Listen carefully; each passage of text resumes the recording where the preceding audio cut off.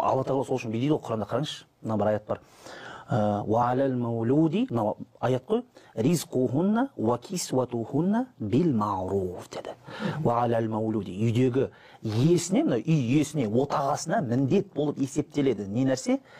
Ризқухунна, ризық несі бе? Тамақты әкелу үйге, кисватухунна деді. Жаңағы киіндіру, сосын мынау сөз, осы приставка. Бил маруф деген жақсылықпен дегені, бұл тәпсірде не дейді? Шамасы келсе жақсысын әперу керек дейді.